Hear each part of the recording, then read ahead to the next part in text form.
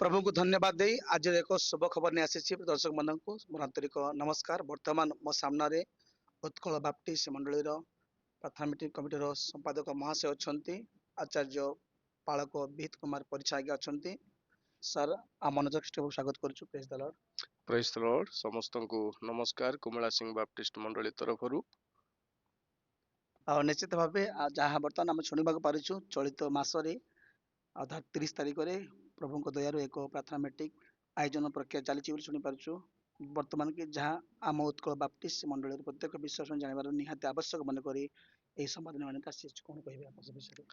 हाँ मुझे कहवाक चाहूँगी आम उत्कल बाप्टिस्ट मंडली सम्मिलन समस्त साधु साध्वी मान केवल आम उत्कल बाप्टिस्ट मंडली सम्मिलन समस्त को नुह जो मैंने शुणुंट से मुझे कहवाई चाहूँगी दीर्घ 2 वर्ष पर प्रभु यही वर्ष पुनर्बार उत्कल बाप्टिस्ट मंडली सम्मिलन तरफ प्रार्थना मीटिंग आयोजन कर अनुग्रहर द्वार खोली। तेणु आम विशेष प्रभु को धन्यवाद देवा सहित जेते आमनकर उत्कल बाप्टिस्ट मंडली सम्मिलन साधु साध्वी प्रार्थना प्रिय मंडलीर बापा माँ भाई भौणी सेवक सेविका प्रचारक प्रचारिका समस्त को आम आह्वान करुछु दयाकोरी आपण मैंने उक्त दिन नुआगढ़ बाप्टिस्ट मंडली रे 30/7/2025 रिख एवं 31/7/2025 रिख 2 दिन विशेष करी 31/7/2025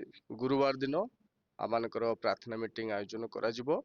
तेणु यथेष्ट संख्यार परित्राण प्राप्ति निमंते उक्त प्रार्थना मीटिंग रे योगदान करबा पई सचेतन हेबे।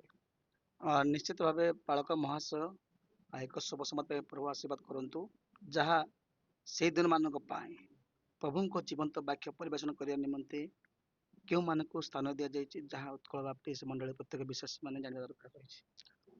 एक्चुअली आमनकर समस्त प्रिय प्रभु दास रेवरेंड उपेन्द्र परिछा स्वाधीन प्रचारक नुआगढ़ सी जोगदेवर कार्यक्रम रही। पुणी द्वितीय प्रभु वाक्य परिवेषण करने नुआगढ़ मंडलीर प्रोफेसर राजपति पाणी महाशय मध्य योगदान कर रही।